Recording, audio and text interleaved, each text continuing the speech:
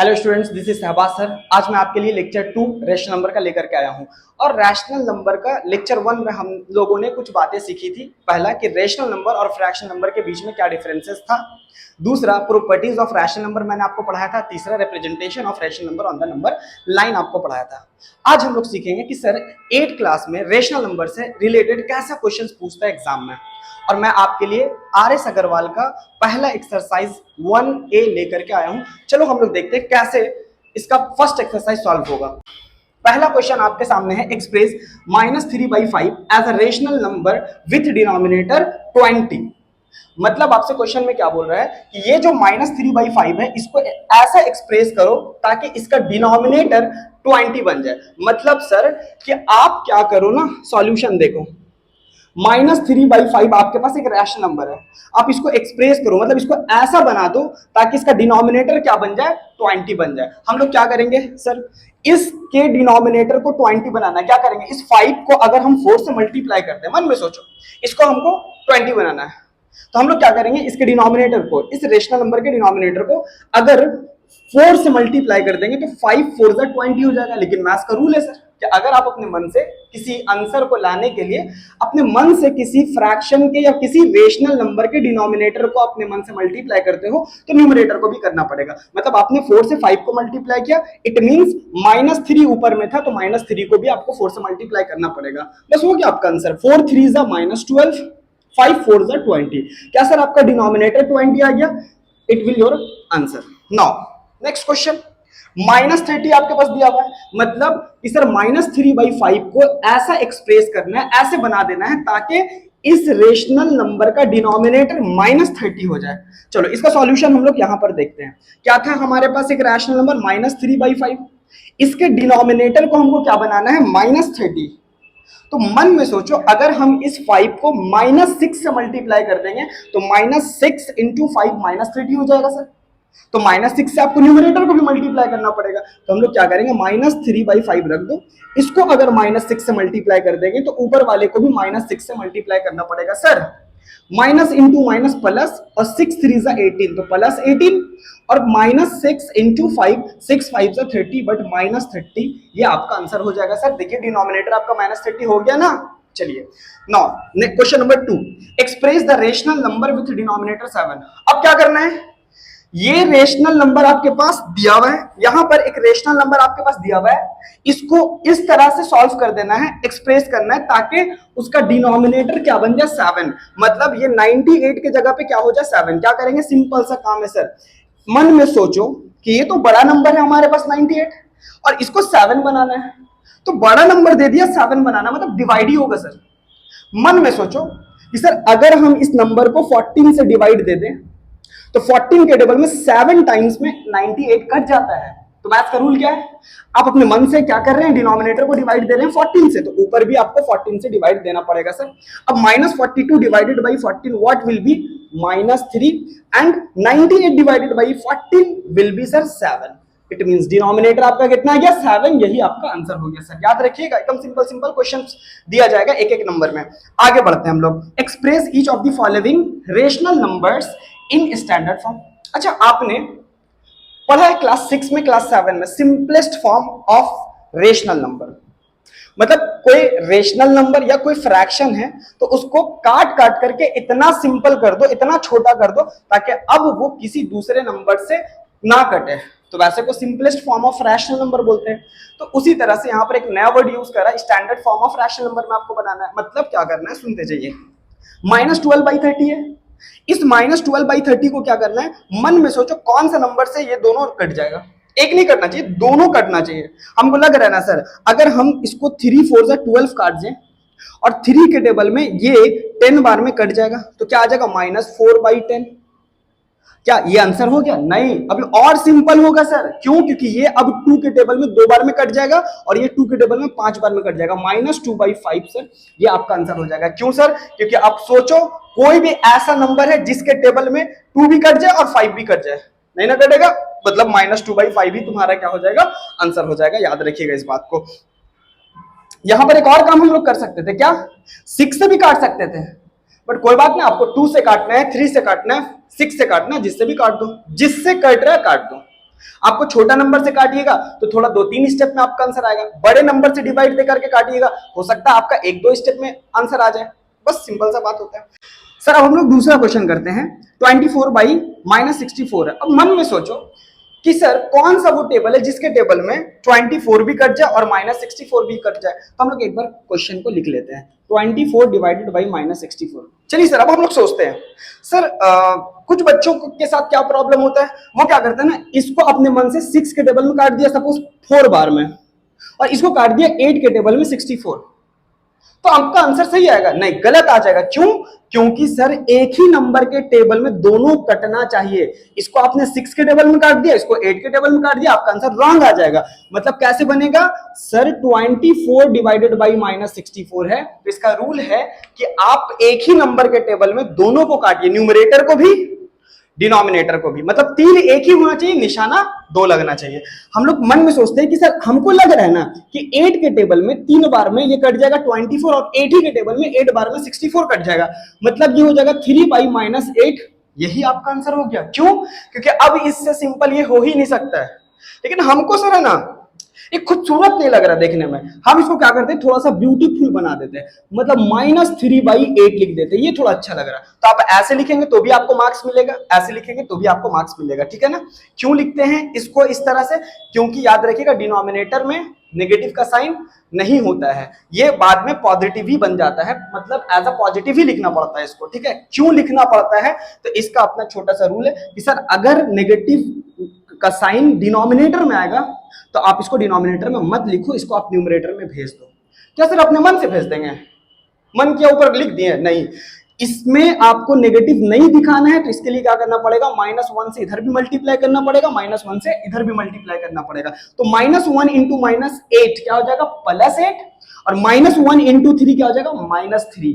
मतलब बाद में क्या आ जाएगा, 3 इंटू -1 -3, और -8 इंटू -1 +8 हो जाएगा। सर क्या आपको समझ में आ गया इसके पीछे का रीजन? चलिए इसको इरेज कर देते हैं। तो इसीलिए आपका अगर डिनोमिनेटर में नेगेटिव है तो आप डायरेक्टली इसको न्यूमरेटर में लिख सकते हैं, कोई प्रॉब्लम नहीं है। चलिए now, which of 2 rational numbers is greater in the following pair.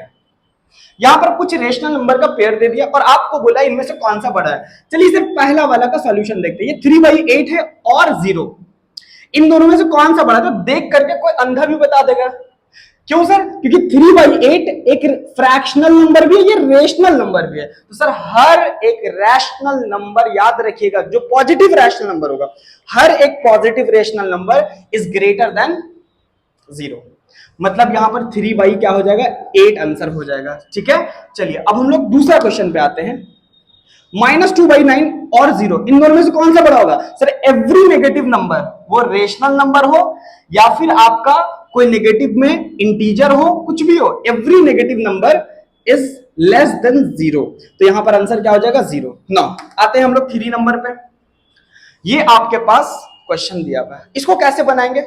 Sir इसमें तो देख करके थोड़ा समझ में नहीं आ रहा, लेकिन याद करो जब आप 6 में थे ना, एक टॉपिक आपको पढ़ाया जाता था फ्रैक्शनल नंबर में, लाइक फ्रैक्शन, ठीक है। बट ये अभी हम लोग रैशनल नंबर पढ़ रहे हैं, तो हम लोग लाइक रैशनल नंबर बोल सकते हैं कि सर अगर किसी रेशनल नंबर का डिनोमिनेटर सेम होता है तो उसके न्यूमरेटर के अकॉर्डिंग आप बड़ा और छोटा का होना पता लगा सकते हैं। देखो अगर दोनों का डिनोमिनेटर सेम है तो समझो ये कुछ नहीं है, -5 और -4 है। अब बताओ इन दोनों में से बड़ा कौन है? तो सर -4 बड़ा होता है, तो इसका आंसर हो जाएगा -4/7। नेगेटिव में जस्ट उल्टा चलता है। जैसे कि एग्जांपल के तौर पे बता रहे हैं, हम तुमसे पूछ लिए बताओ 1 और 2 में कौन बड़ा, तो आप बोलिएगा सर 2 बड़ा है। हम बोलेंगे 3 और 4 में कौन बड़ा, बोलिएगा सर 4 बड़ा है। लेकिन अगर हम पूछ लिए -3 और -4 में कौन बड़ा है, तो आप बोलिएगा -3 सर। नेगेटिव में जस्ट उल्टा हो जाता है, याद रखिएगा इस बात को। तो चलिए हम लोग अब इसको इरेज करते हैं, आगे बढ़ते हैं। इसका आंसर आपको समझ में आ गया होगा, उम्मीद करते हैं। सर आ जाते हैं इस क्वेश्चन पे। सर इसको आप कैसे हम बताएं कौन बड़ा है कौन छोटा है? और ना ही ये लैक रेशनल नंबर है, लाइक तो है ही नहीं है, क्या करें? तो एक छोटा सा बात हम आपको बता रहे हैं। अगर आपको पता करना है इन दोनों में से कौन बड़ा है, क्रॉस मल्टीप्लाई आप सीख लीजिए आज। इसके डिनोमिनेटर को इसके न्यूमरेटर से मल्टीप्लाई करके इस तरफ लिख दो, इट मीन 7 4 28, माइनस में है -28, और इसको इधर मल्टीप्लाई करके लिख दो, मतलब 3 इंटू -8 -24। कौन बड़ा आया, ये वाला नंबर कि ये वाला, मतलब उस तरफ वाला बड़ा आया कि इस तरफ वाला बड़ा आया? सर -24 बड़ा आया, इसका मतलब -24 किस तरफ है, राइट के तरफ, मतलब ये वाला बड़ा हो जाएगा, मतलब -8/7 योर आंसर। नौ हम लोग इस पे आते हैं, इन दोनों में से कौन बड़ा है बताना है। सेम चीज क्रॉस मल्टीप्लाई कर दो, क्योंकि लाइक रेशनल नंबर तो है ही नहीं है, तो क्रॉस मल्टीप्लाई कर देते हैं। ये -5 है, ये 10 है, इसको क्या करेंगे 4 से, और इसको क्या करेंगे -7 से मल्टीप्लाई, मतलब 10 4 40। मन में सोचो, इधर इस तरफ 40 आया, और -5 इंटू -7, तो माइनस इंटू माइनस प्लस, 7 5 35, और इधर उस तरफ क्या है 35, इसका मतलब उस तरफ बड़ा नंबर आ रहा, इस तरफ छोटा आ रहा, इसका मतलब सर -7/10 इन दोनों में से ये बड़ा होगा। याद रखिएगा इस बात को। चलिए आपका यहां तक clear. Now fill in the blanks with the correct sign of the greater equal less than, मतलब इन 3 साइन का यूज करना है अगर होगा जिसमें जो। नाउ अब हम लोग आते हैं कि ग्रेटर, इक्वल और लेस देन का साइन के साथ इस क्वेश्चन को सॉल्व करना है। मतलब जो बड़ा होगा बड़ा का साइन, जो बराबर होगा बराबर का साइन, और जो छोटा होगा उसमें छोटा का साइन हम लोग लगा देंगे। सर सेम चीज हम लोग अप्लाई करेंगे, जैसे यहां क्रॉस मल्टीप्लाई कर रहे थे, कर लो। अब बार बार लिखने का जरूरत नहीं है, ऐसे ऐसे मन में सोचो। 13 3 39, माइनस माइनस मल्टीप्लाई होकर के प्लस, 13 3 39, मतलब इस तरफ 39 आ रहा, 7 6 42, उस तरफ 42 आ रहा है, मतलब उस तरफ बड़ा आ रहा है, उस तरफ 42, इस तरफ कितना 39, मतलब नदिया के उस तरफ 42 और नदिया के इस तरफ 39, इसका मतलब ये वाला बड़ा हो जाएगा। 42 इधर आ रहा था, तो मतलब क्या हो जाएगा सर, इधर बड़ा का साइन लग जाएगा। नौ 0 बड़ा है कि -3/5 बड़ा है? ऑब्वियस सी बात है, नेगेटिव नंबर छोटा होता है 0 से, तो 0 बड़ा हो जाएगा। ठीक है। हाँ सर, तो अगला क्वेश्चन हमारे पास आ गया, वो क्या था कि अरेंज करना है इस रेशनल नंबर को असेंडिंग ऑर्डर में। कैसे करेंगे हम लोग सीखते हैं। ठीक है, सबसे पहले चीज कि अगर किसी रेशनल नंबर को आपको अरेंज करना है, ठीक है, असेंडिंग ऑर्डर में या डिसेंडिंग ऑर्डर में, तो आपको एक छोटा सा प्रोसेस हम बताएंगे, बस उसको याद रख लीजिएगा। सबसे पहला काम क्या करना है, सारे रेशनल नंबर का डिनोमिनेटर्स का एलसीएम लेने का। चलो लेते हैं, 9 12 18 3, साइन इसका छोड़ दीजिएगा, साइन को लिखने का यहाँ पर जरूरत नहीं है। चलो बाबू, अब इसको हम लोग क्या करते हैं, सिंपल करते हैं। 3 के टेबल में कट जाएगा, 3 3 9, 3 4 12, 3 6 18, 3 1 3, फिर अगला 3 के टेबल 3 1 3, 4 नहीं कटेगा सर, 3 2 6 कट जाएगा, 1 का ही बच जाएगा। चलिए अगला 2 के टेबल में 1 नहीं आता है, 2 के टेबल में 4 दो बार में हो जाएगा, 2 के टेबल में 1 बार में हो जाएगा, 2 के टेबल में 1 नहीं आता, छोड़ दीजिए। अभी भी एक 2 बचा हुआ है, सारे नंबर्स को यहाँ पर 1 करना होगा, 1 होगा तभी आप फिर आगे सॉल्व करोगे। फिर 2 के टेबल में 1 वैसे, 2 1 2 1 वैसे, 1 वैसे ही छोड़। अब जो बाहर में बचा इसको आप आपस में मल्टीप्लाई कर दीजिए, वही होगा आपका एलसीएम। आपका एलसीएम होगा, एलसीएम बराबर 3 × 3 × 2 × 2, 3 3 9, 9 2 18, 18 2 36, मतलब मल्टीप्लाई करने पर 36 आ रहा। सारे का डिनोमिनेटर्स को, मतलब इन सारे रैशनल नंबर के डिनोमिनेटर को क्या करना है, 36 बना देना है। तो सर अगर इस 4/-9 के डिनोमिनेटर को 36 बनाना है, तो हमको लग रहा है 4 से मल्टीप्लाई कर देंगे, ऊपर भी 4 से करना पड़ेगा। चलिए अगला -5/12 है, इस 12 को 36 बनाने के लिए 3 से मल्टीप्लाई करना पड़ेगा, तो ऊपर भी कर देंगे 3 से मल्टीप्लाई। चलिए यहाँ पर बचा 7/-18, इसको अगर 2 से मल्टीप्लाई कर देंगे तो 18 का 36 हो जाएगा, तो ऊपर भी 2 से करना पड़ेगा। अगला -2/3 था, अगर इसको हम लोग मल्टीप्लाई कर देते हैं 12 से, तो बाबू 12 3 36 हो जाएगा, तो ऊपर भी आपको मल्टीप्लाई करना पड़ेगा 12 से। बस बात का तो यही मेहनत करना होता है जो करना होता है। ठीक है, अब मल्टीप्लाई करो, 4 4 16/9 4 36 -26। अगला 55 3 कितना हो जाएगा, 15, 12 3 36। अगला 7 2 14, फिर -18 × 2 कितना हो जाएगा सर, 36। अब यहाँ पर फिर लिखेंगे -2 × 12 -24, और 3 12 जब कितना हो जाएगा 36, मतलब सबका डिनोमिनेटर 36 आ गया। इसको अब एक बार और हम लोग देखो सर, यहाँ पर डिनोमिनेटर में नेगेटिव का साइन है, जब भी डिनोमिनेटर में नेगेटिव का साइन लेगा तो तुम क्या करना है, इसको न्यूमरेटर में भेज देना, कोई दिक्कत नहीं। ठीक है ना, हमेशा ऐसे ही बनाओगे। ये हो जाएगा 60 -16/36, ये हो जाएगा -15/36, पहले से ही था, ये माइनस पर भेज दो तो -40 कितना हो जाएगा 36, ये -24/36। कभी भी नेगेटिव का साइन डिनोमिनेटर में हो तो उसको न्यूमरेटर में आप लिख दीजिए, वैसे ही सॉल्व करना आ जाएगा आंसर। देखो सबका डिनोमिनेटर सेम, तो ये मैथ्स का रेशनल नंबर का अरेंज करने का ये रूल है कि अगर डिनोमिनेटर किसी रेशनल नंबर का सेम है तो कुछ देर के लिए आप समझ लो कि इसका डिनोमिनेटर खत्म, तो बचा कौन -24 -14 -15 -16। अब इनके बेसिस पर अरेंज करो, सबसे छोटा इनमें से कौन है, तो नेगेटिव में जस्ट उल्टा होता है, जो सबसे बड़ा दिखता है वो सबसे छोटा होता है, मतलब -24 सबसे छोटा, उससे बड़ा कौन हो जाएगा -16, उससे बड़ा कौन हो जाएगा -15, उससे बड़ा कौन हो जाएगा -14। ठीक है, अब आंसर आपको मिल गया सर। देखिए कैसे -24 यहाँ था, ये किसके बदले में आया था, कौन सा रैशनल नंबर को चेंज होकर के ये हमारा -24/36 बना था, तो सर ये रहा यहाँ, इसके ऊपर कौन है देखो आप, ये -2/3, -2 मल्टीप्लाई होगा ना 2 से करने 24 आया था माइनस में, -2/3 स्मॉलेस्ट रेशनल नंबर होगा। अगला उससे बड़ा 16 वाला, 16 का यहाँ, ये किसके बदले में आया था, ये देखो यहाँ 4/-9, इट मींस यहाँ पर हो जाएगा 4/-9। उससे बड़ा तो -15, -15 यहाँ, ये किसके बदले में आया था, देखो ये रहा -5/12। गजब, हो गया हमारा। सबसे बड़ा कौन हो जाएगा यहाँ पर -14/36, तो सर -14/36 किसके बदले में आया था, ये देखो यहाँ 7/-18, 7/-18, ये आपका अरेंज हो गया असेंडिंग ऑर्डर। सेम इसी तरह से डिसेंडिंग ऑर्डर में करेंगे, क्या करना होगा, सेम उसी तरह से बस बड़ा से छोटा अरेंजमेंट होगा इसमें। चलिए एलसीएम लेते हैं पहले इसका डिनोमिनेटर का, सर इसके डिनोमिनेटर में कुछ नहीं तो 1 मान लो, ठीक है। चलिए अब एलसीएम लेते हैं, एलसीएम 1 लिखने का जरूरत नहीं, 6 का ले लो, 3 का ले लो, 3 का ले लो, डिवाइड करो। सर 3 के टेबल में 2 बार में 6, 3 बनता 3, 3 बनता 3 कट जाएगा। अगला 2 के टेबल में ये 2 कट जाएगा, एक बार में 1 में से 1 में से बार में कौन बचा, सिर्फ 3 और 2। हां कितना इजी क्वेश्चन है। 3 2 से कितना आ जाएगा सर 6, एलसीएम कितना है 6, सारे का डिनोमिनेटर को 6 बना दो, बाकी जो हम देख लेंगे।